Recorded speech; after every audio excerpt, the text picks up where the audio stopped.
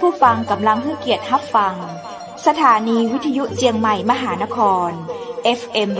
107.25 เมกะเฮิรตซ์อันดับต่อจากนี้ไปเจิญอู้จ๋ากำเมืองกับดีเจคำเพชรเจ้า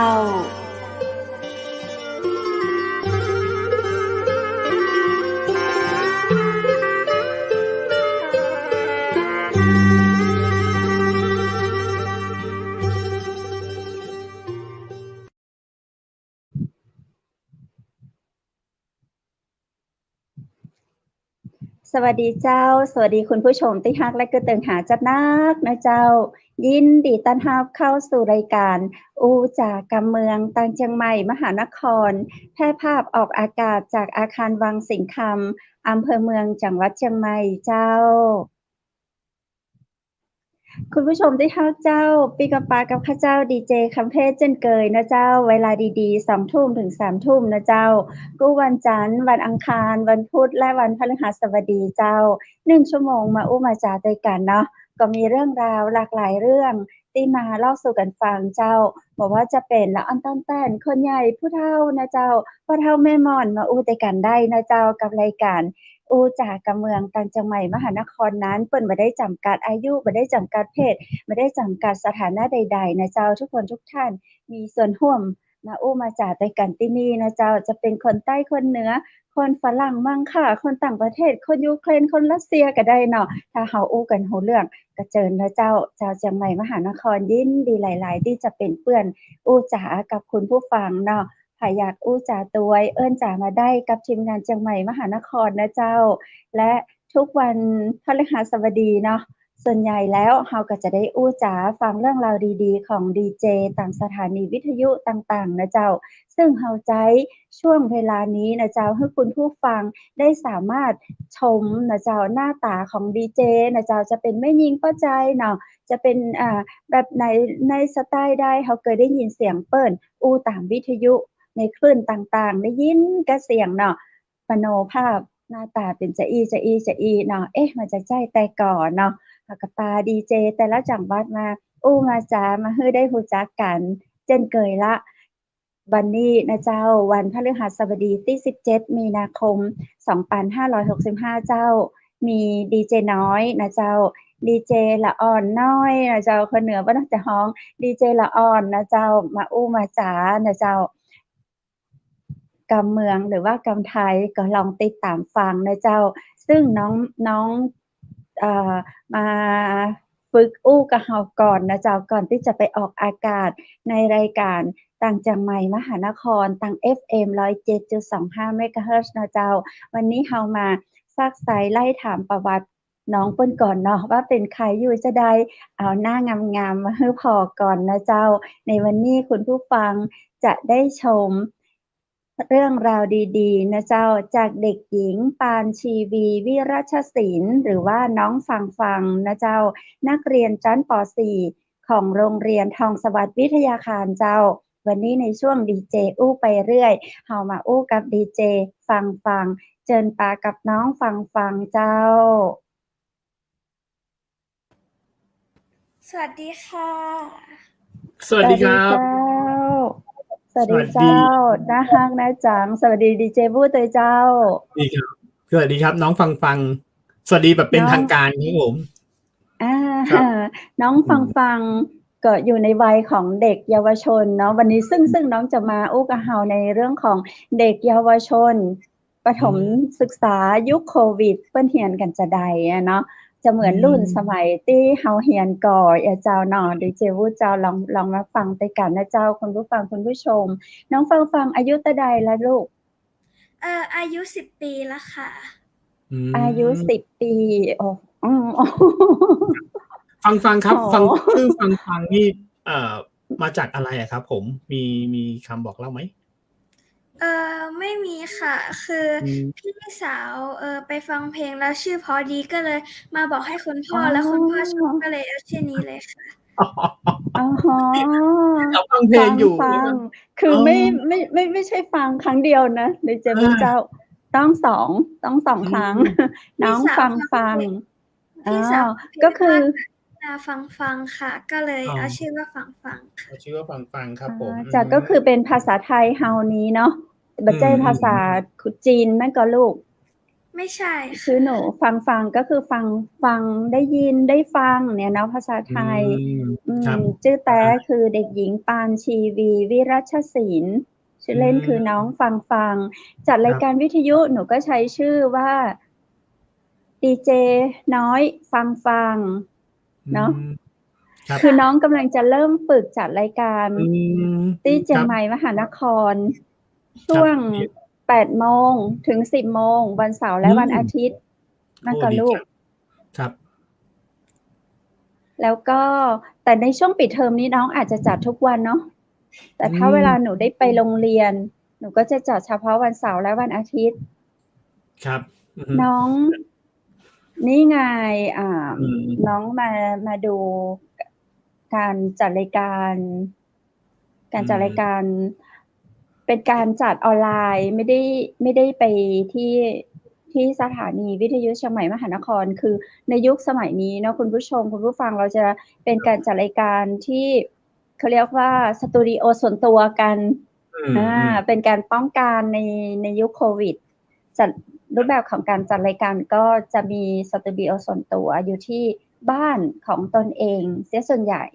ส่วนน้อยที่เราจะไปที่สตูดิโอเนาะในการจัดรายการของหนูก็คือจะเป็นลักษณะแบบนี้แล้วเวลาไปโรงเรียนของหนูก็เรียนจะได้เจ้าน้องฟังหมายถึงการไปโรงเรียนใช่ไหมคะ ใช่จ้ะช่วงที่ผ่านมา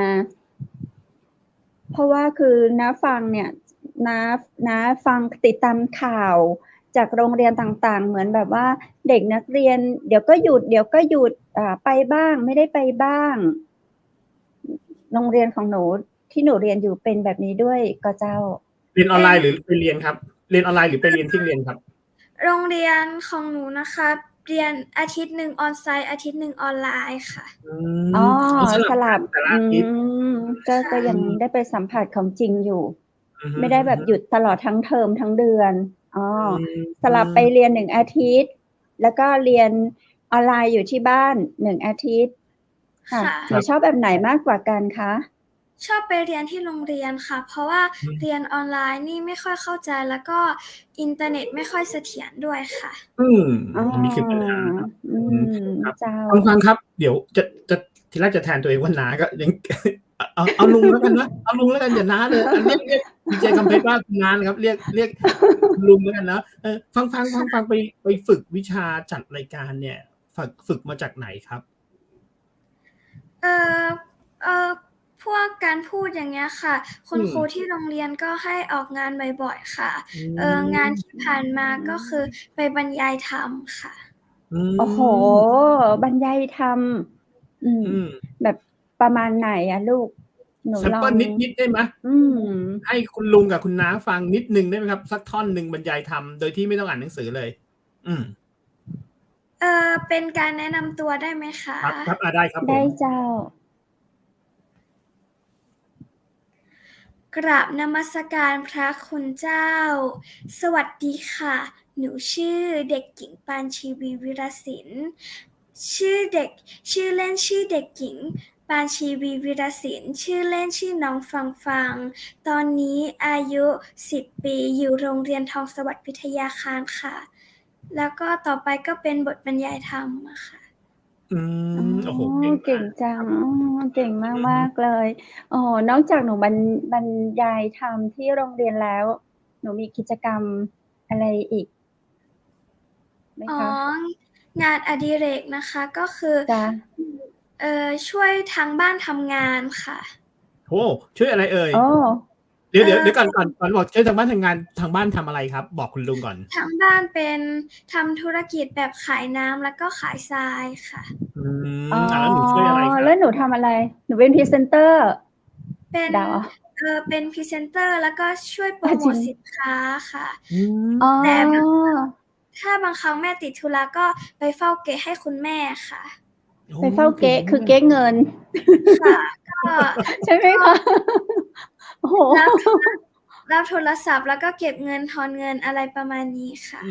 ป .4 นะคะ หนูอยู่ป .4 โอ้หนู เอาแล้ว ทำแทนคุณ เอา แม่ เวลา ได้ ไป ด้ว เล่ ย น เล ตรงไหน ย อะลูก ถ้าอย่างงี้บอกคุณแม่ อืม อย่างงี้ฟังๆก็ไม่ได้เล่นกับเพื่อนสิคะ อย่างงี้คุณแม่ยังไงครับ แบ่งเวลายังไงเอ่ยลูก? คุณแม่แบ่งเวลาค่ะ คือตอนเช้าๆ ถ้าคุณแม่ไม่อยู่ คุณแม่ก็จะให้เก็บเก๊กค่ะ ถ้าคุณแม่อยู่ คุณแม่ก็จะปล่อยเวลาให้ไปเล่นเลยค่ะ อื อื ม ม เก่ง โอ้ จังเลย ครับ แล้วนอกจากนี้ครับ อย่างงี้ฟังๆ คุณลุงถามก่อนว่า ฟังเนี่ยฝึกหัดพูดเนี่ยมาตั้งแต่ ป. ไหน ถึงพูดได้อย่างงี้? ตั้งแต่ ป. 1 แล้วค่ะ คุณแม่ชักชวนไปประกวดนพมาศค่ะ อ๋อ หนูน้อยนพมาศใช่ไหมครับผม แล้วหนูก็ หนูไดแล้ ้ที่ วหนูไม่ เท่า เข ไร? เหรอ? เออ ได้ที่เท่าไรคะลูก? ได้ที่ 1 ค่ะ โอ้ เก่งมา โอ้ ก โฮ อืม อันนี้เปห็นนู เวไม่ ทีแรกอืม เปล่าเจ้า? หรือว่าหนูหนู มีปไม่เข ระกวด เหรอคะ? อย่างอื่นอีกไหม? เออ เป็นเวทีแรกสำหรับการประกวดค่ะ แล้ว อืม ได้โชว์ความสามารถเล่นเปียโน แล้วก็ที่โรงเรียนก็ชวนไปโชว์ความสามารถที่โรงเรียนอีกหลายครั้งเลยค่ะ อื อ๋อ ม คือเล่นเปียโน ค่ะ เดี๋ยว อันนี้คือขเลึ้่น นภาพ อ๋อ ค่ะ แล้วโรงเรียนก็พาไปเล่นทุกปีเลยค่ะ อือืม ม อ้าว แล้ว หนูแบ่ง อย่างงี้ คุณลุงถามก่อน อย่างตอนที่ อันนี้เนี่ยประมาณ ป. ไหนคะลูก? อันนี้ ป. 1 ค่ะ อ๋อ ป. 1 นะครับ หนูแบ่งเวลายังไง เรียนตอนยังไง? เพราะตอนนั้นเนี่ยยังไม่มีโควิดใช่ไหมครับ? หนูแบ่งเวคลา่ะ ไง เรียนตอนไหน แล้วก็ไปฝึกเปียโนตอนไหน แล้วก็มาช่วยที่บ้านยังไงคะ? อ๋อ ตอนเลิกเรียนเนี่ยค่ะ ก็จะมีเรียนพิเศษค่ะ อืพอเรียนม พิๆ เศษเสร็จแล้ว ถ้ากลับบ้านมา ก็จะมาทำงานบ้าน หรือไม่ ถ้าคุณแม่ไม่อยู่ก็จะเฝ้าเก๊ให้ค่ะ อืแต่ถ้าคุณแม่ม อยู่ก็จะไม่ได้ทำงานส่วนนั้นค่ะ อืม อ๋อ อือฮึ นี่ 10 หนูอายุ 10 ปี โอ้โฮ หนู หนูเก่งมากเลย อืม อืแล้ว 10 พอ ครับผม เอาเลยลูก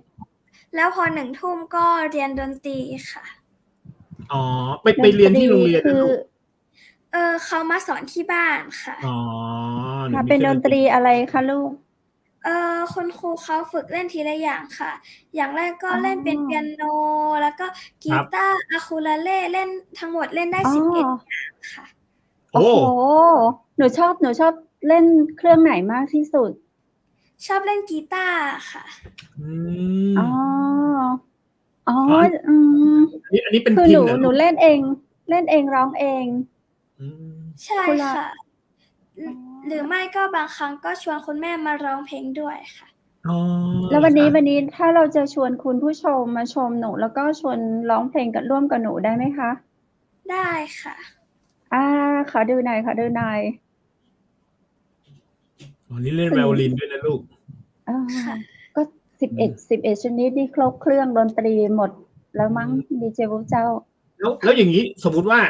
ถ้าเล่นเป็นวงเนี่ย หนูก็จะเล่นคนเดียวเลยหรือเปล่าคะ? เดี๋ยวไปเล่น อะคูเลเล่ เสร็จปุ๊บ เล่นไวโอลิน แล้วก็ไปดีดกีตาร์ แล้วก็เล่นเปียโน คุณพ่ออยากให้ทำแบบนั้นค่ะ แต่ ทำได้เหรอลูก? แต่อยากเอาเพื่อนมาทำเป็นวงดนตรีมากกว่าค่ะ อื อ๋อ ม อันนี้เล่นกีตาร์นะลูก กีตาร์นี่จะตัวใหญ่กว่าหนูนะ ไหนหนูโชว์สดได้ไหมคะลูก? ได้ค่ะ มีเครื่องดนตรีอยู่แถวนั้นเหรอลูก? เดี๋ยวพี่รัน อ๋อ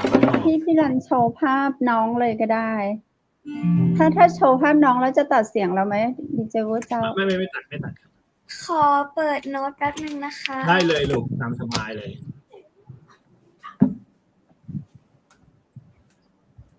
เก่งเนาะ โอ้โฮ พร้อมแล้วบอกใช่ ลุงนะลูก อื้อฮือ ค่ะ รูปนี้ไปเล่น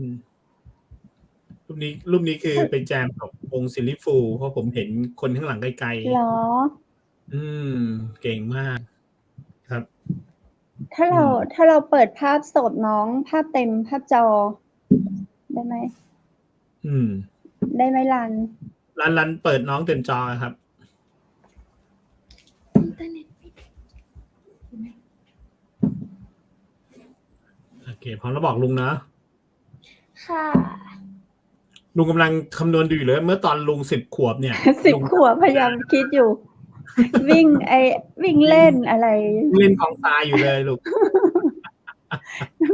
วิ่งจับแมงปอก็ยังไม่ได้เล่นหมากเก็บแน่เลยไม่งั้นก็เป่ากบ ร้องเพลงก็ร้องอย่างเดียวคือเพลงช้างร้องเพลง เหมือนกันเลย ในทองไงครับไม่สามารถเล่นได้แน่นอน ก็จะพิงแก้มน้องแนว แล้วก็ตอนนั้นเนี่ย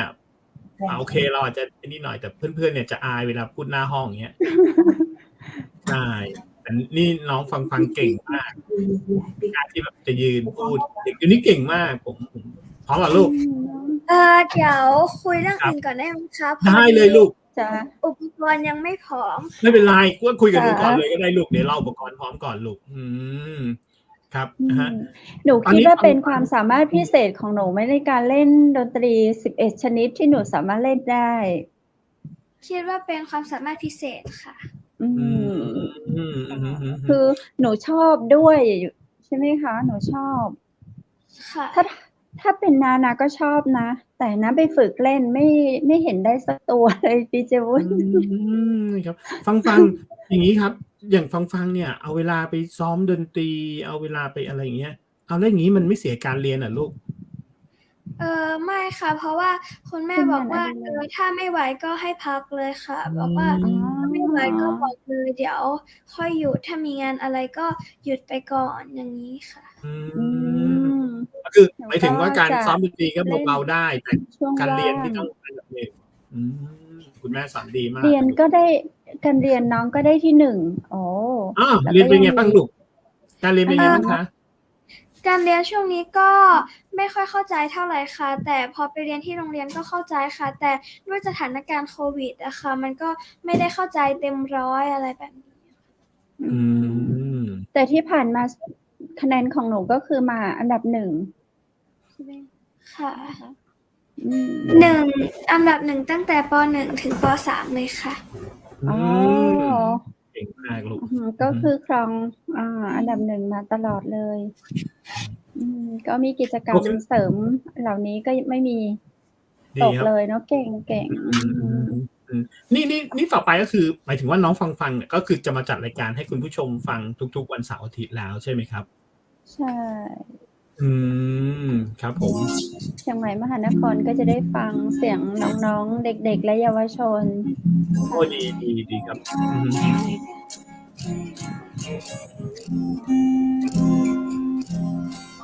เราอยากให้คุณแม่แบบว่าคุณแม่น้องฟังโพสต์ภาพลงไปที่น้องเล่นด้วยเนาะไม่ใช่อะไรลูกเดี๋ยวขอฟังเสียงแป๊บนึงนะคะจ้า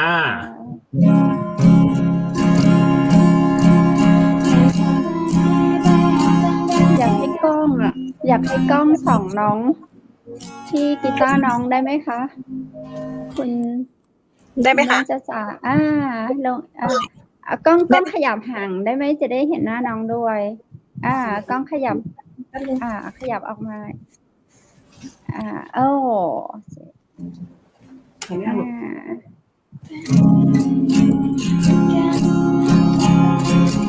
สว่างขึ้นด้วย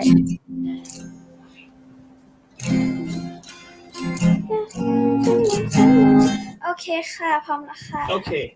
เดี๋ยวลุงจะเต้นตามนะลูกวันนี้จะมาโชว์บทเพลงไว้ใจได้กาค่ะครับโอ้โหลานาคำมินขออนุญาตพี่ลานาช่วยกันร้องด้วยนะคะได้ค่ะเป็นแดนเซอร์พอไหวถ้าร้องผิดหรือเล่นผิดต้องขอโทษด้วยนะคะไม่เป็นไรโหสบายจ้าจ๋าขยับกล้องออกห่างอีกนิดได้ไหมคะจะได้เห็นกีตาร์น้องโอเคแต่ก่อนแต่ไรไปเอาแต่ไหนกันเขาก็ไปต่อกันเป็นวันแสนมวนใจพอพบผู้จักสาวชอบรุ่งบ่เท่าใดอายเข้าใจเข้าใจจากเขาแค่เพียงบอกมันเธอกลับมาแล้วกัน หูจะเพียงหน้าตาหัวใจพลันหรือเปล่าถึงวันนี้พอใจมาคอยเฝ้าเป็นจะอีแล้วมันจะไว้ใจได้ยังเคยกินผักกาดจอบอกเคยกินพิซซ่าวันลงต้องจะอยากจะได้เป็นโดนใจคนเดิมบอกเงินแทบเป็นหลากหลายจะได้บอกก็พอดีมุ่งชวนเรียนวุ่นวายเป็นแค่เพียงเสียดายมันก็อายโดนหลอกปันคิดกับอายเธอใจก็บอกรอเป็นใจอีแล้วอาจจะไว้ใจได้ยากปากแดงๆจะไว้ใจได้ยากหน้าสวยๆจะไว้ใจได้ยากแก้มขาวๆจะไว้ใจได้ยากหน้าหวานๆจะไว้ใจได้ยากใจเอวลอยจะไว้ใจได้ยากอยู่มันไกลจะไว้ใจได้ยากแค่เจ้าจะไว้ใจได้ยากขอโทษที่เล่นผิด มีเล่นผิดด้วยเหรอไม่เห็นรู้สึก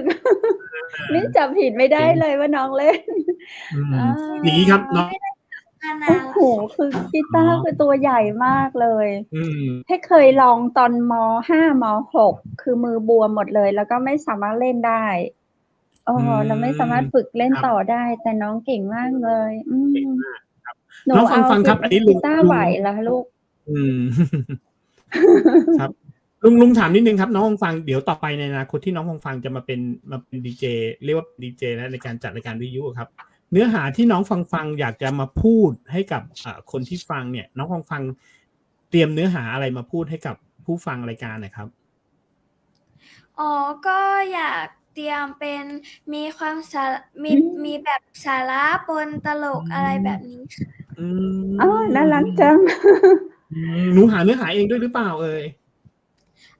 มีคุณแม่ช่วยด้วยค่ะโหเก่งมากครับผม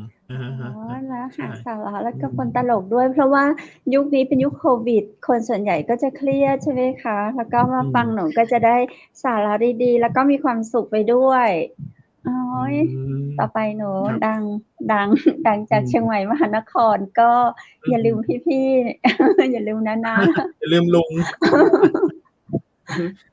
ในอนาคตคิดว่าโตขึ้นไปเนี่ยหนูอยากเป็นทำอาชีพอะไรลูกอยากทำอาชีพนักธุรกิจเหมือนครอบครัวค่ะหนูก็เป็นพรีเซนเตอร์นี่เวลาหนูเป็นพรีเซนเตอร์ให้กับครอบครัวนี้หนูทำยังไงคะพรีเซนเตอร์ก็เป็นโปรโมทหรือบางครั้งก็พูดแล้วก็อัดวิดีโอหรือบางครั้งก็ตัดต่อค่ะนี่หนูจะแย่งอาชีพลุงแล้วนะเนี่ยหนูทำได้เยอะขนาดนั้นเนี่ยหนูเป็นพรีเซนเตอร์เองแล้วหนูก็เป็นโปรดิวเซอร์เองตัดต่อเองเก่งมากหนูจ้างลุงก็ได้นะคะหนูจ้างน้าก็ได้นะคะเพราะลุงแอบเห็นกล้องข้างหลังหนูล่ะกล้องข้างหลังเนี่ยอย่าบอกนะว่าถ่ายเองด้วยค่ะคุณแม่สอนถ่ายค่ะคุณแม่ชอบถ่ายรูปคุณแม่ชอบถ่ายรูปนะครับคือคุณแม่ชอบถ่ายรูปเนี่ยคุณแม่ก็เลยฝึกให้น้องเป็นคนถ่ายคือจริงๆคุณแม่อาจจะไม่ชอบก็ได้นะแต่คุณแม่อยากให้น้องแบบเก่งไงคุณแม่ก็เลยเป็นนางแบบให้หนูถ่ายประมาณนี้ใช่ไหมคะครับผมวันหน้าเดี๋ยวต้องเชิญคุณแม่มาคุยกับเราบ้างแล้วล่ะเชิญคุณแม่มาคุยด้วยเลี้ยงลูกได้น่ารักมากขนาดนี้10 ปีเองมีเพื่อนๆที่แบบมาทำแบบจะมาร่วมแบบจัดรายการกับหนูด้วยไหมครับหรือว่าหนูคิดว่าจะจัดรายการอะไรยังไงบ้างครับน่าจะมีค่ะก็ชวนเพื่อนๆมาให้ความรู้ให้ความตลกอะไรแบบนี้ค่ะอันนี้ลุงมีบททดสอบนะอันนึงเลยนะก่อนที่หนูจะจัดรายการนะสมมุติว่าหนูลองบรรยายความสวยงามของแม่เสลียงให้ลุงฟังหน่อยนะครับสมมติว่า5 4 3 2หนูจะจัดรายการนี่ไม่มีสคริปต์ด้วยเห็นไหมได้ไหมเอ่ย โอเค เทส พร้อมนะลุงเอามือลงแล้วพูดเลยนะ5 4 3เอาคำขวัญได้ไหมคะ ได้เลยเอาได้ทุกอย่างเลยลูกนะ4 3 2เทียนเห่งพล่างตาผ้าทอกะเหรี่ยงสนอเสียงสาธวินงามถิ่นธรรมชาติพระธาตุสีจอมกล้วยไม้หอมเอื้องแซะนี่คือของขวัญของที่แม่เสลียงเหรอคะแม่เสลียง ค่ะ เก่ง นี่ลุงจัดรายการกับดีเจคำเพชรมาเป็นปีแล้วดีเจคำเพชรยังไม่เคยพูดคำขวัญแม่เสลียงให้ฟังเลยนี่เดี๋ยวฟัง ได้ครึ่งเดียวได้ครึ่งเดียวน้องเก่งมากน้องเก่งมากใช่เคล็ดลับในการที่หนูเวลาหนูจำเรื่องราวเนี่ยหนูใช้เคล็ดลับอะไรยังไงในการจำเรื่องราวแล้วออกมาบอกเล่าให้กับคนอื่นฟังเนี่ยครับคุณผู้ก็จะบางครั้งก็จะจดใส่กระดาษบ้างค่ะแต่ถ้าเป็นเรื่องที่เราเจอในชีวิตจริงก็ไม่ต้องจดเลยค่ะแล้วก็นำมาพูดเลยค่ะก็นำมาพูดได้ใช่ครับก็อย่างเวลาที่หนูคุยกับน้ากับลุงวุฒิตอนนี้ก็คือหนูก็ไม่ได้มีสคริปต์เราก็ไม่ได้เตรียมอะไรกันก่อนด้วยหนูก็มาคุยสดๆก็เราให้น้องเล่นดนตรีน้องก็เล่นได้เลยหนูมีกิจกรรมอะไรที่น่าสนใจที่น้าอยากเห็นหนูโชว์อีกเอาเป็นร้องเพลงได้ไหมคะได้ค่ะขอเลือกเป็นบทเพลงดอกบัวตองละกันนะคะโอ้ได้เลยครับแล้วก็มีดนตรีประกอบด้วยไหมคะไม่มีค่ะแต่รอบนี้ขอเชิญคุณแม่มาร้องด้วยนะคะได้เลยค่ะอยากเห็นคุณแม่มากเลยคุณแม่หนีไปแล้ว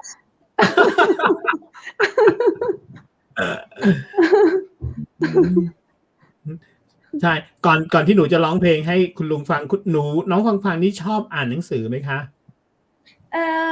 ก็ไม่ค่อยได้อ่านเท่าไหร่ค่ะ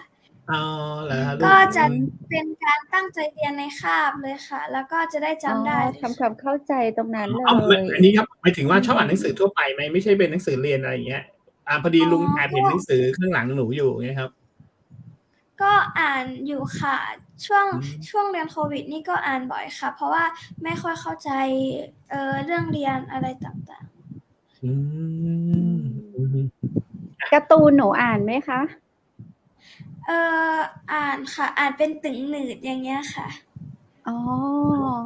ตึงหนืดนี่คือตึงหนืดนี่รู้จักนะเพราะว่าลูกสาวเขาอ่านให้ฟังอยู่เหมือนกันตึงหนืดน่ารักมากเป็นอะไรที่เด็กการ์ตูนน่ารักช่วงนี้เด็กเขาจะตึงหนืดยุคเรามันจะเป็นโดเรมอนอะไรอย่างนี้เนาะใครหัวเราะครับยุคเราครับผมน้องฟังจะร้องเพลงให้ฟังใช่ไหมคะลูกเชิญเลยลูก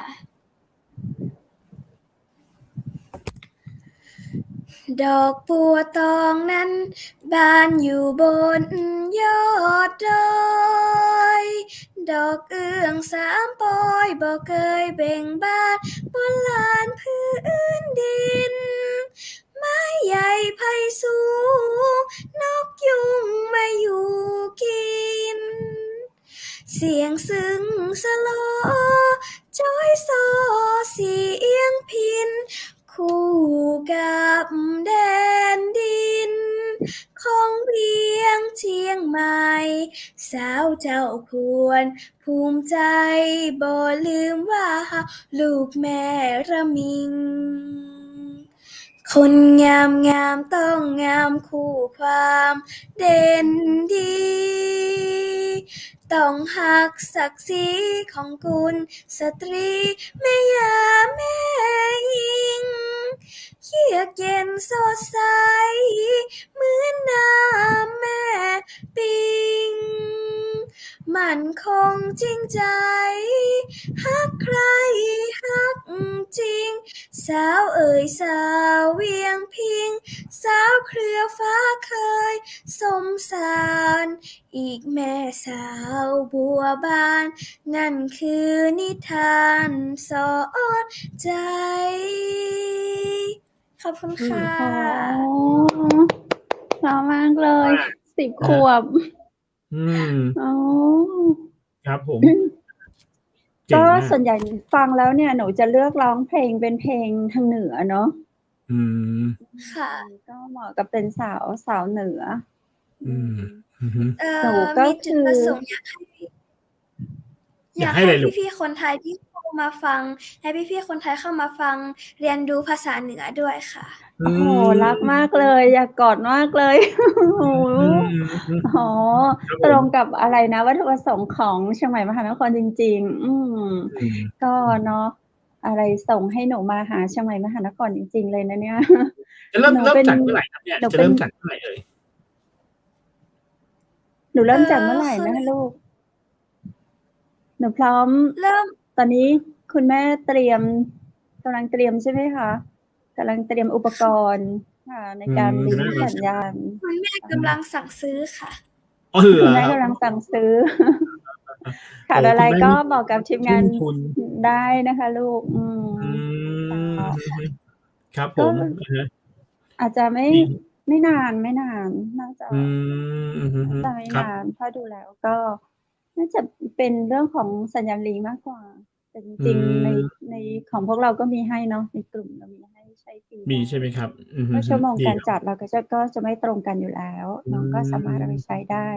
เนาะ ครับ อือฮึ ฟัง ๆ ครับ เดี๋ยว ฟังเสียง ฟัง ๆ แล้วเนี่ย ฟัง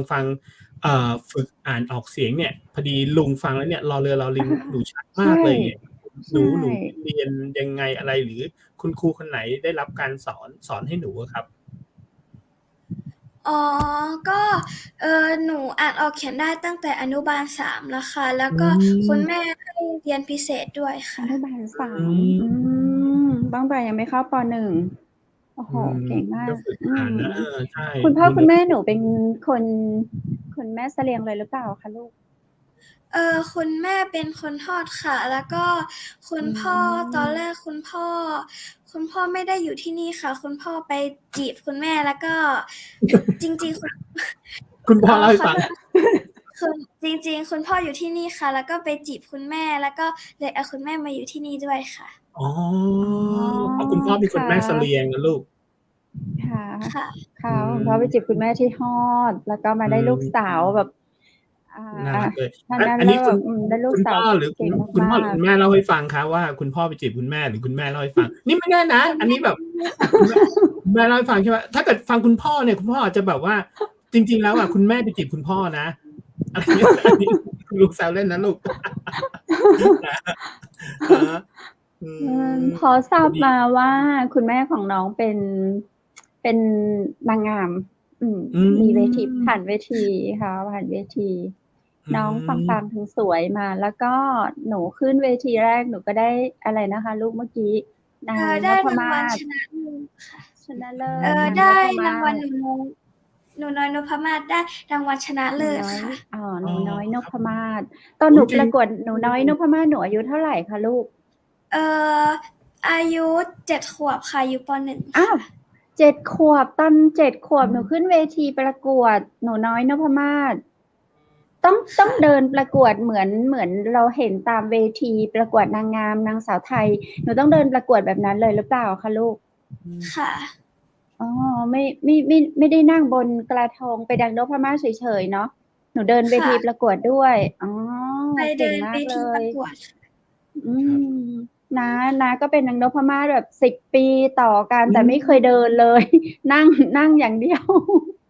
โอ้โฮ นั่ จ ง ริง ๆ ยิ้ จะ ม บอกน้อง แฉ่งยิ้ม ฟัง จะบอกน้องฟังว่าจริง ๆ แล้วลุงเนี่ยก็เป็น 7 นางสาว ข เชียง ว ใหมบ ่นะลูก ห นี่ นู ดู ก็ จาก เเปสื้็น อลุง ลุงเป็นนางสาวเชียงใหม่ เนี่ย อา เสื้อราตรีเห็นไหมคะ? อะฮะ เดี๋ยวจำน้องฟัง ๆ ไว้ อายุเท่าไรดีเจวุฒิ ต้องอายุเท่าไร? 10 เท่าไรนะ ขึ้นเวทีได้ น่าจะ เรียนตอนที่เรียนมหาลัย เรียนมหาลัยมั้งครับ 17-18 อะไรอย่างงี้ใช่ไหม? ประมาณนี้ครับผม อะฮะ ก็ ฟัง วางแผนตัวเองชีวิตในการเรียนไว้ยังไงลูก? เล่าให้ลุงฟังหน่อย คุณแม่บอกว่า ตอน ม. 1 ถึง ม. อืม 3 อะค่ะ ตอน ม. 3 อาจจะให้ไปเรียนที่เชียงใหม่ค่ะ อืม หรือไม่แม่ก็บอกว่าให้เรียนที่นี่ถึง ม. 6 แล้วก็เอาโควตาไปเรียนที่เชียงใหม่ ค่ะ ก็ไปเรียนก็จะไปเรียนที่เชียงใหม่นะลูกใช่ไหมคะเรียนหมายถึงว่าถ้าเรียนระดับปริญญาตรีก็จะไปเรียนที่เชียงใหม่ค่ะน้องอยากเป็นนักธุรกิจเก่งครับผม แต่ดูแววแล้วน้องเป็นได้ถึงด็อกเตอร์นั่นแหละเนาะเพราะว่าดูเก่งมาตั้งแต่อนุบาล3นี่คือเรียนรู้ได้หมดแล้วรอเรือควบกล้ำเก่งกว่าพิธีกรอีก หนูได้ไปเป็นพิธีกรงานมาบ้างหรือยังคะลูกได้เป็นค่ะแต่ไม่ได้เป็นพิธีกรพูดเยอะอะไรค่ะได้เป็นแบบท่องบทสุนทรพจน์แล้วก็ไปพูดก่อนเปิดงานอย่างเงี้ยค่ะครับมีเหนื่อยไหมลูกแบบโอ้โหคุณแม่คะหนูไม่ไหวหนูเหนื่อยจังเลยค่ะวันนี้แบบขอแบบเรียนมาก็เหนื่อยแล้วคุณแม่ยังมาให้ช่วยเฝ้าเก๊อีกคุณแม่ยังไม่ให้เรียนอีกมีเหนื่อยบ่นกับคุณแม่ไหมคะหนูชอบไม่ต้องตอบไม่ต้องมองหน้าคุณแม่สิคะตอบเลยไม่ไหนคุณแม่ไม่อยู่ว่าไงก็มีบ้างหนีไปแล้วไงมีบ้างเหนื่อยก็ให้พักแล้วก็ค่อยเอาใหม่อย่างเงี้ยค่ะครับหนูอยากมีน้องไหมคะเวลาหนูเหนื่อยอยากมีน้องมาช่วยแทนไหมไม่อยากมีค่ะไม่อยากมีแล้วอยู่ตรงสองคนข้างหลังของหนูข้างบนหัวหนูนั่นไม่ใช่น้องเหรอคะลูกอันนี้เป็นเพื่อนค่ะ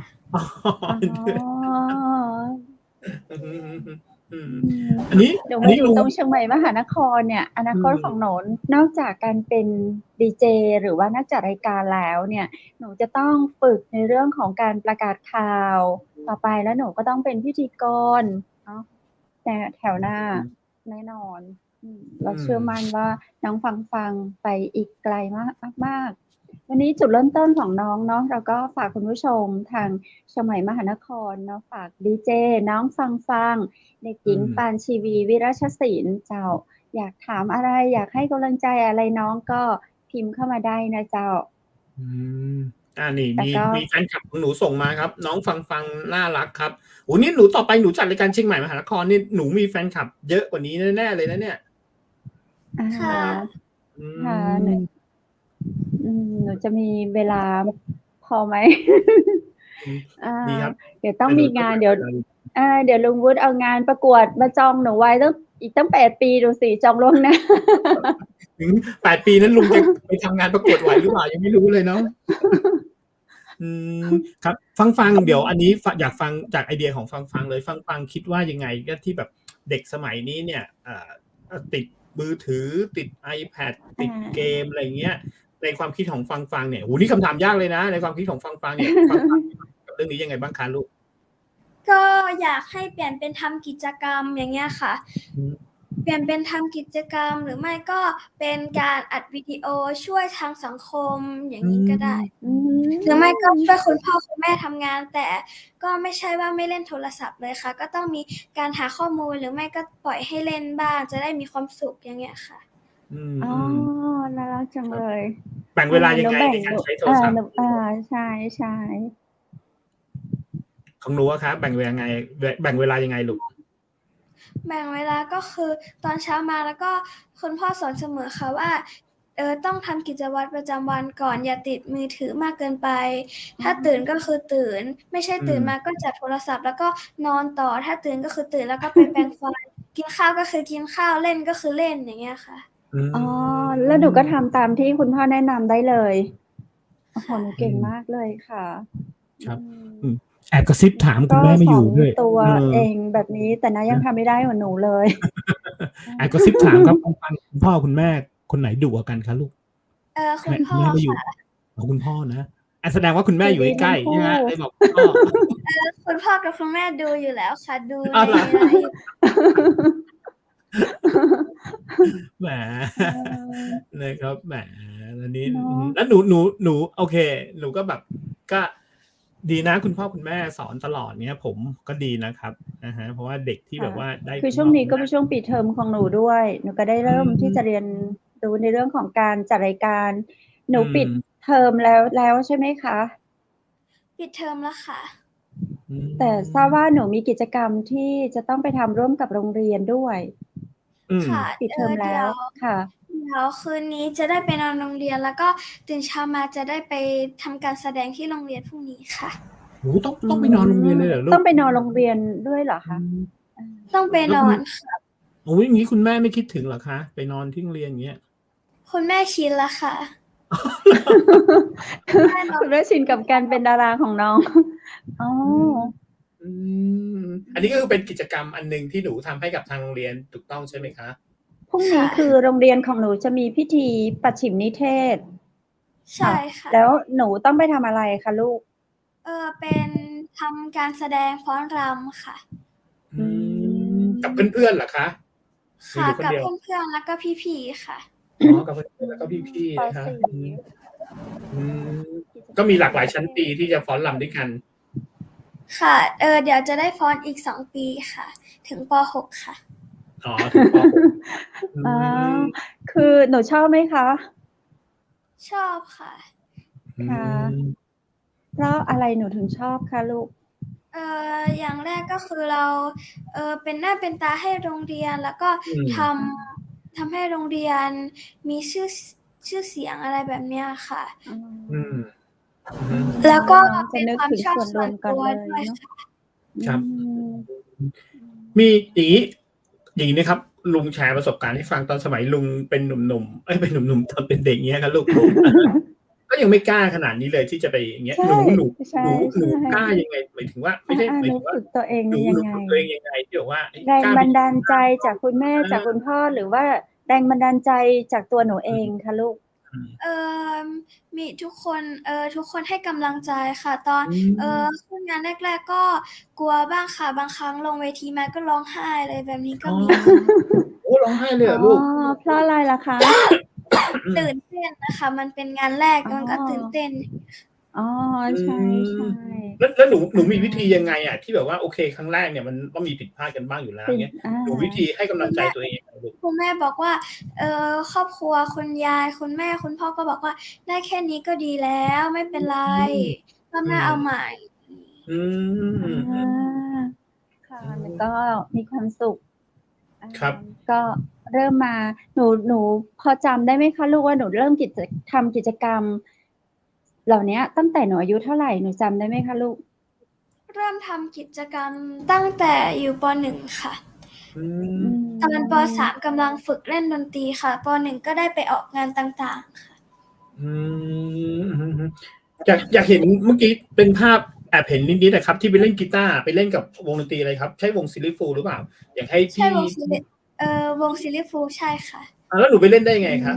ม เขาเลือกจัดสถานที่ที่ท่าทรายค่ะ อ๋อ เขาเลือกจัดสถานที่นี้ หนูคก็่ะ แลเลยไ้ว ด้ไปเล่น อืม ค่ะ โอ้ นั่นได้แจคืมอกับนเัปก็น ดนตรีนานาชาเติเลยนะ เป็นคอนเสิร์ต หรือว่าถ่ายทำมิวสิกคะลูก? เป็นคอนเสิร์ตค่ะ แต่ก็อ๋อยู่ในมา อ ตรการโควิดค่ะ ก็จะมีการตรวจ ATK ด้วยค่ะ อื อื ม ม อือฮึ คโอร้ับ โฮ โอ้ อันนี้ได้เล่น ได้ไมด้ีเล่นกับ กิจกรรมSilly เล่น Fools กับ ระดับประเทศเลย อื เก่ง ม มคากรับเลย ผม อือฮึ ใช่คหนรัูบ ชอบไหมคะ? อืม ตอนที่ Silly Fools มานี้หนูทำอะไรคะลูก? อ๋อ ก็คุณตอนแรกที่รู้ว่าเขาอันนี้คุณแม่ก็บอกว่าให้ซ้อมเล่นดนตรี เขาเป็นวงที่ดังมาก ๆ เลย ก็อยากให้โชว์ความสามารถ อย่างเงี้ยค่ะ ค่ะ อืหนูก็ได้ร่วมม กิจกรรมเล่นดนตรีร่วมกับพี่ ๆ Silly Fools เลย ใช่ค่ะ อื อื ม ค่ะ ครับ หนูได้ร้องเพลงโชว์พี่ ๆ เขา หรือว่าหนูร้องเพลงของพี่ ๆ? ร้องเพลงของพี่ ๆ เขาในบทเพลงแกล้งค่ะ อือ๋อ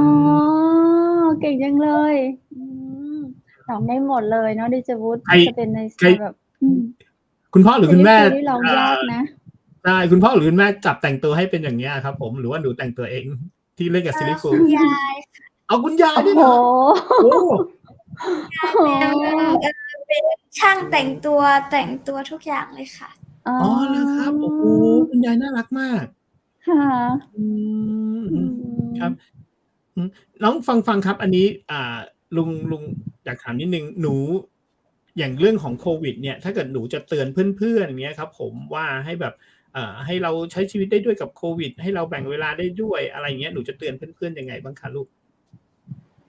อ๋อก็เพื่อนๆก็อยากให้เพื่อนๆนะคะก็อยากให้เพื่อนๆถ้าไม่เข้าใจอย่างเงี้ยค่ะก็ให้อ่านหนังสือทบทวนอย่างนี้หรือบางครั้งก็อาจจะแชทไปถามคุณครูอย่างนี้ค่ะเพราะว่าอินเทอร์เน็ตทางบ้านของเพื่อนๆก็ไม่ได้ดีทุกคนนะคะแต่อินเทอร์เน็ตไม่ได้เป็นข้อจำกัดใน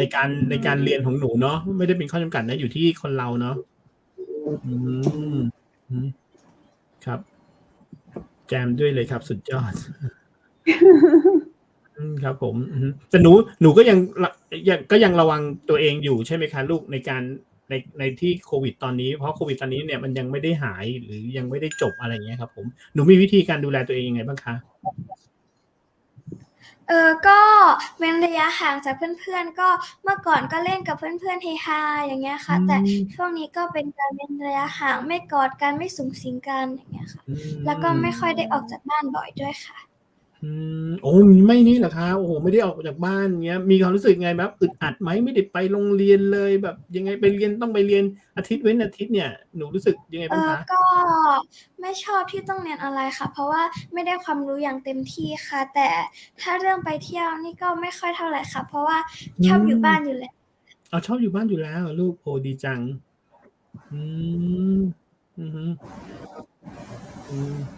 ก็ได้ช่วยพ่อแม่ขายของด้วยเนาะหมายถึงไม่ได้ช่วยพ่อแม่ดูกิจการด้วยเนาะอย่างไรเฝ้าเกะเนาะเฝ้าเกะครับผมครับก็ยังให้กำลังใจน้องฟังนะครับจริงๆแล้วอย่างที่บอกว่าเป็นการเริ่มต้นที่ดีนะที่แบบลองมาหัดจัดรายการวิทยุดูเนาะผมว่ามันน้อยนะที่แบบหลังๆที่เด็กจะแบบ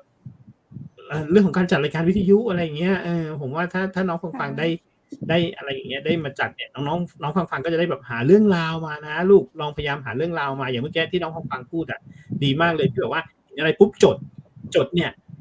มันจะอยู่ในหัวคือบางทีเนี่ยอย่างโอเครุ่นลุงเนี่ยลุงจะลืมง่ายๆนะฮะลุงก็เลยต้องใช้จดเหมือนกันน้องฟังนะฮะบางเรื่องราวเนี่ยน้องมีเคล็ดลับบอกเราด้วยว่าเวลาเรียนน้องก็จะตั้งใจเรียนแล้วพอถึงบ้านน้องก็จะเวลาเล่นเรียนเรื่องอะไรนะเรียนพิเศษเรียนเพิ่มเติมเล่นดนตรีน้องก็จะมาให้ความสนใจตรงนี้ค่ะน้องจะอยู่แบบเหมือนใช้สติอยู่กับสิ่งที่อยู่ในปัจจุบันตรงนั้นเนาะดีครับน้องจัดรายการเริ่มจัดรายการวิทยุแล้วน้องฟังสนใจในเรื่องของการจัดรายการวิทยุแล้วน้องฟังสนใจในเรื่องของการเป็นพิธีกรเหมือนเรามานั่งคุยกันอะไรแบบนี้หนูสนใจด้วยไหมคะลูกสนใจค่ะชอบพูดชอบอะไรอย่างนี้อยู่แล้วค่ะดีจังเลยดิจิบุตนี่เราได้พิธีกรคนใหม่ละใช่ดูเดี๋ยววันเด็กรายการมีเด็กๆมารายการอะไรกันเนาะน้องมาเป็นพิธีกรเกิดได้แทนเราเลยอย่างนี้ครับบอกคุณพ่อบอกคุณแม่ครับไม่ต้องอุปกรณ์ไม่ต้องไปเตรียมอะไรเยอะหรอกครับตอนนี้เรามีมือถือเนี่ยเราก็ลองจัดดูเลยลองฟังใช่คือน้องแค่เตรียมใจน้องก็พร้อมแล้วน้องเก่งคำควบกล้ำการพูดกันจาใช่น้องจำเก่งใช่ครับคือถ้าน้องพูดแบบมีเรื่องราวอย่างเงี้ยอย่างที่ลุงบอกครับเห็นอะไรมาปุ๊บเราต้องจดแล้วก็จำไว้ก่อนนะมาเล่าให้ฟังเนี่ยครับผมเมื่อกี้หนูยังค้างลุงวุฒิอยู่นั้นเมื่อกี้หนูให้คำขวัญของอำเภอแม่เสลียงละหนูยังไม่ได้แนะนำสถานที่ท่องเที่ยวในเรื่องของการเล่าเหตุการณ์เลยลูกหนูเล่าสักนิดนึงไหมคะหนูชอบอะไรของแม่เสลียงค่ะสถานที่ท่องเที่ยวจ้ะที่หนูชอบสถานที่ท่องเที่ยวของแม่เสลียงนะคะก็จะมีพวกเป็นวัดค่ะมีวัดสวยๆมากมายเลยค่ะแต่ก็ไม่ค่อยได้รู้ชื่อวัดเหมือนกันค่ะเพราะว่าช่วงนี้ก็ไม่ค่อยได้ไปก็ลืมไปหมดเลยอันนี้ถ้าสมมติลุงจะไปแม่เสลียงเนี่ยถ้าหนูจะแนะนำอยู่สักที่นึงเนี่ยที่หนูคุ้นตาอย่างเงี้ยหนูจะแนะนำที่ไหนคะลูกถ้าจะเกี่ยวกับกาแฟถ้าร้านกาแฟหรือไม่ก็เรื่องทำบุญเนี่ยค่ะก็เป็นคาเฟ่ลิลาคุมะหรือไม่ก็พามารอคาเฟ่ค่ะมีจุดเด่นอะไรยังไงคะลูกทำไมหนูถึงเลือกคาเฟ่ลิลาคุมะกาแฟตรงนี้คะลูก เพราะว่าก็เป็นคาเฟ่ที่น่ารักค่ะ แล้วก็มีมุมถ่ายรูปที่เยอะค่ะ แต่ถ้าอยากศึกษาประวัติหรือไม่ก็มาทำบุญอย่างเงี้ยค่ะ ก็แล้วก็ให้มาที่วัดถ้ำเง่าค่ะ แล้วก็พระธาตุสีจรด้วยค่ะ วัดถ้ำเง่าเหรอคะลูก ถ้ำเง่าค่ะ ถ้ำเง่าวัดถ้ำเง่ามีจุดเด่นอะไรที่น่าสนใจคะลูกที่แตกต่างจากวัดอื่นทั่วไปมีพระพุทธรูปแล้วก็มีสิ่งสวยงามมากมายค่ะ แล้วก็สวยงามเป็นที่ให้ความรู้ด้วยค่ะหนูก็ชอบเที่ยววัดด้วยน่ารักมากๆเลยช่วงสุดท้ายของรายการแล้วค่ะน้องฟังอยากฝากอะไรถึงเพื่อนๆบ้างคะก็อยากให้เพื่อนๆนะคะล้างมือใส่แมสนะคะแล้วก็เว้นระยะห่างนะคะแล้วก็ถ้าอยากติดตามผลงานของน้องฟังนะคะให้ติดตามที่ Facebook ฟังวิรศิลป์หรือไม่ก็ไปที่ Facebook ของคุณแม่นะคะ Facebook อุษณีวิรศิลป์ค่ะจะได้เห็นอะไรใน Facebook หน้าครับเห็นกิจกรรมน้องอะไรยังไงครับเห็นกิจกรรมแล้วก็เห็นกิจกรรมแล้วก็เห็นการไปเที่ยวการถ่ายรูปอะไรแบบนี้ค่ะก็เริ่มติดตามนะก็จะเป็นกิจกรรมน้องฟังพาเที่ยวด้วยเลยดีครับเดี๋ยวลุงจะไปกดติดตามน้องฟังนะครับจะขอเป็นแฟนคลับกำลังใจแฟนคลับน้องแล้วอย่างสุดท้ายนะคะขอโปรโมทสินค้าหน่อยนะคะช่วงนี้อากาศยินดีจ้าช่วงนี้อากาศร้อนๆนะคะอย่าลืมดื่มน้ำดื่มคลาสสิกกันนะคะจ้าดื่มทุกวันเลยเก่งมากคือแบบว่าแหมมีจังหวะน้ำดื่มคลาสสิกน่ารักมากจริงๆวันหลังนะลุงแนะนำนะลูกเอาน้ำดื่มขวดน้ำดื่มอยู่ใกล้ๆตัวเลยมาโชว์ด้วยเลยมาโชว์ด้วยเลยอะไรอย่างเงี้ยเหมือนที่หนูเป็นพรีเซนเตอร์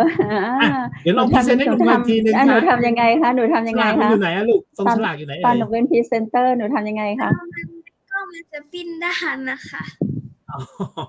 เอาเลยลูกโฆษณาน้ำดื่ม30 วินาที1 2 3น้ำดื่มเพื่อชีวิตคลาสสิกเพื่อคุณอย่าลืมมาดื่มน้ำดื่มคลาสสิกกันเยอะๆนะคะขายน้ำแข็งด้วยนะคะ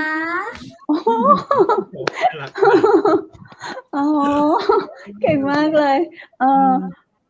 โอ้โหอายเลยดีเจวุฒิแล้วก็มีอีก1 กิจกรรมค่ะมีอีก1 กิจการค่ะทรายงามคอนกรีตนะคะจ้าทรายงามคอนกรีตนะคะถ้าไปที่ร้านเนี่ยคุณพ่อถ้าของจริงจะต้องเจอน้องฟังนั่งอยู่ตรงเก๊ะเงินนะคะถ้าไม่ใช่ฟังอยู่ตรงเก๊ะเงินอันนั้นเป็นอย่าใจนะนะครับผมใช่นะครับโอ้ขอบคุณมากเลยวันนี้ก็ขอบคุณน้องฟังมากๆนะคะยังไงก็พี่จะติดตามชมแล้วก็ติดตามฟังเสียงน้องทางสถานีวิทยุเชียงใหม่มหานคร FM 107.25 เมกะเฮิรตซ์เนาะแล้วก็เดี๋ยวมีโอกาสเรามานั่งคุยกันแบบนี้อีกหลังจากที่น้องได้จัดรายการไปสักระยะนึงเนาะเดี๋ยวจะให้น้องมาคุยให้คุณผู้ชมฟังในเรื่องของการจัดรายการประสบการณ์ของน้องกับสถานีวิทยุเชียงใหม่มหานครเป็นจะได้เนาะสำหรับวันนี้ขอให้น้องฟังมีความสุขมากๆนะคะเดี๋ยวเจอกันใหม่สวัสดีค่ะโอเคลุงเป็นกำลังใจให้นะคะสวัสดีค่ะบ๊ายบายค่ะแล้วยูน่ารักจังโอ้โหอยากมีลูกอยากมีหลานอยากมีน้องๆเด็กๆแล้วก็เยาวชนแบบนี้เนาะในประเทศไทยเยอะๆโอ้โหประเทศไทยของเราจะเป็นประเทศที่น่ารักขึ้นอีกเยอะเลยทีเดียวตรงนี้เราก็ต้องขอบคุณน้องเนาะแล้วก็ผู้ปกครองของน้องคุณพ่อคุณแม่คุณยายเนาะแล้วก็คุณครูที่โรงเรียนดีครับดีเป็นการเปิดโอกาสให้แบบที่ดีๆให้กับน้องๆได้มีโอกาสเนาะวันนี้ทีมงานเชียงใหม่มหานครก็รู้สึกดีใจแล้วก็ยินดีมากเลยที่น้องฟังได้มาคุยก็คือเป็นเด็กคนแรกหรือเปล่าดีเจวุฒิตั้งแต่เราทำรายการมานี่เนาะน่าจะเป็นเด็กคนแรกที่มาคุยในรายการเราดีแล้วครับเขาจะได้อายุน้อยที่สุดเลยใช่ครับเอาเด็กๆเอาน้องๆเนี้ยมาจะได้เห็นความสามารถของเด็กว่าจริงๆแล้วบางคนชอบบอกว่าเด็ก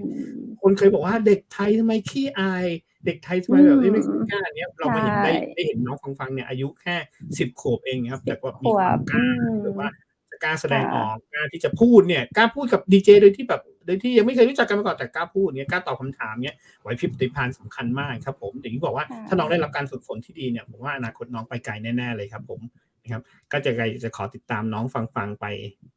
ตลอดนะครับผมใช่มีพี่ๆจากทำเนียบเลยนะคะบอกว่าดีมากเลยรายการพาเยาวชนมาบ่อยๆขอบคุณมากค่ะก็เป็นกำลังใจจากพี่ๆสำนักงานกระทรวงกลาโหมด้วยนะคะก็จากทำเนียบรัฐบาลโอ้โหนี่น่าจะถึงนายกตู่นะคะ ก็ขอบคุณนะคะที่ให้กำลังใจทีมงานแล้วก็น้องฟังในวันนี้เจ้าหากลูกหลานท่านใดนะเจ้าที่สนใจอยากจะมาอู้จ๋าทางรายการจังไหมมหานครเชิญได้นะเจ้าจะอยู่จังหวัดไหนเขาก็ไม่ได้จำกัดเนาะเนี่ยผู้ใหญ่ก็สนับสนุนมาว่าอยากให้มีเด็กๆแล้วก็เยาวชนมาร่วมรายการเจ้าวันนี้ก็รู้สึกยินดีเนาะวันนี้ขอบคุณผู้สนับสนุนรายการนะเจ้าขอบคุณทางพระอาจารย์รัตนยาโนพุทธอุทยานสวนบุรณรักธรรมตำบลแม่แรมอำเภอแม่ริมจังหวัดเชียงใหม่ตัวนะเจ้าคุณผู้ชมคุณผู้ฟังท่านใดที่สนใจเรื่องของการฝึกเรียนสมาธิเจ้าติดต่อสอบถามรายละเอียดเพิ่มเติมได้นะเจ้าที่สวนพุทธอุทยานบุรณรักธรรมนะเจ้าเบอร์โทร0980364744เจ้าเปิดสอนตั้งแต่ 8 โมงเมื่อเช้าถึง 4 โมงเมื่อแลงเจ้าและข้าเจ้าขอขอบคุณโรงแรมแม่เสลียงเวียงงามเจ้า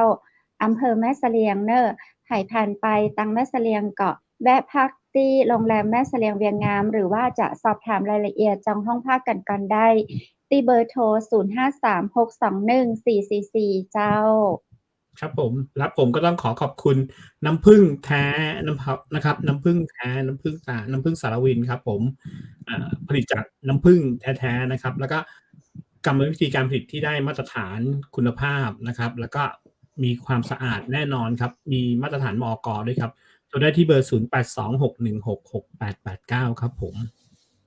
เจ้าและข้าเจ้าขอขอบคุณสปอนเซอร์ใจดีนะเจ้าคอลลาเจนยาคูมิเจ้าคอลลาเจนที่มีประสิทธิภาพช่วยยับยั้งการสกัดเม็ดสีเมลามีนเนาะแล้วก็ช่วยดูแลกระดูกให้แข็งแรงช่วยในเรื่องของผิวพรรณนะเจ้าเป็นคอลลาเจนจากปลาทะเลน้ำลึกเจ้ามีคอลลาเจนมากถึง10,000 มิลลิกรัมเจ้าซึ่งสามารถซึมเข้าสู่ชั้นผิวของเราได้เวยนะเจ้าคือขนาดเล็กมากยิ่งขนาดเล็กตะใดอะเจ้าก็จำนวน10,000 มิลลิกรัมเลยน่าจะแบบขนาดเล็กมากๆเนาะซึมเข้าสู่ชั้นผิวของเราได้เวยอะเจ้าแล้วก็ยังมีส่วนผสมของทับทิมผลไม้ที่ชื่อทับทิมเนาะรสเปรี้ยวๆหวานๆอร่อยอยู่เพราะปกติเวลาเขากินแล้วมันจะมีเม็ดเล็กๆข้างในมันก็จะน่ารำคาญอยู่นะดีเจวุฒิเนาะแต่วันนี้เขานำมาสกัดผสมคอลลาเจนให้เราซึ่งใช่แล้วก็เป็นผลไม้ที่มีวิตามินซีสูงแล้วก็เป็นผลไม้สีแดงเนี่ยมันก็จะช่วยบำรุงหัวใจของเราใครที่ชอบทานอาหารที่เป็นสีแดงต้องเป็นอาหารนะสีแดงไม่ใช่ว่าสีนะไม่ใช่สีผสมนะต้องเป็นอาหารสีแดงนะก็จะช่วยบำรุงหัวใจว่าเพราะว่าหัวใจคนเราเนี่ยต้องการอาหารที่เป็นสีแดงอย่างตับเราต้องการอาหารที่เป็นสีดำปอดเราต้องการอาหารที่เป็นสีขาวแบบนี้เป็นต้นนะเจ้าวันนี้ก็ฝากเรื่องของคอลลาเจนยาคูมิไว้ตัวท่านใดที่สนใจนะเจ้าสอบถามรายละเอียดเรื่องของคอลลาเจนยาคูมิได้ที่ทีมงานจังไหมมหานครเจ้าเบอร์โทรศัพท์065อะไรนะ065-423-6107เบอร์สถานีวิทยุเชียงใหม่มหานครหรือว่าจะเข้าทักไปทางเพจ Facebook YouTube ของเชียงใหม่มหานครก็ได้นะเจ้าและสุดท้ายข้าเจ้าก็ขอขอบคุณผ้าพิธีกรหญิงจากร้านผ้าพื้นเมืองชุดไทยใหญ่นะเจ้าท่านใดสนใจก็โทรถามได้ที่ร้านผ้าพื้นเมืองชุดไทยใหญ่0987339789เจ้าและสุดท้ายข้าเจ้าดีเจคำเพชรดีเจวุฒินะเจ้าขอขอบคุณคุณผู้ชมคุณผู้ฟังที่ฮักทุกคนทุกท่านเนอะวันนี้วันพฤหัสบดีแล้วเจ้าจะเป็นวันสุดท้ายของสัปดาห์ที่เราจะมาอู้จากกำเมืองไต้กันหยุดวันศุกร์วันเสาร์และวันอาทิตย์ ปีกับป้ากันแถมใหม่นะเจ้าในวันจันทร์หน้าสำหรับวันนี้ขอให้คุณผู้ชมทุกคนทุกท่านนอนหลับฝันดีราตรีสวัสดิ์เจ้าสวัสดีครับ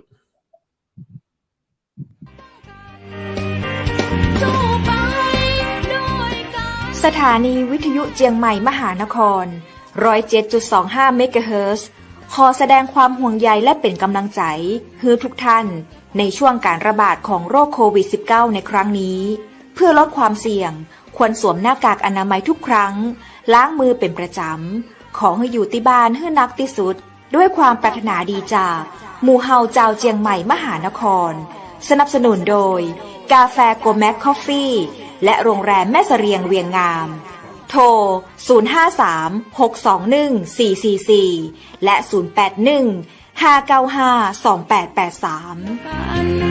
เราจะฝ่าฟัน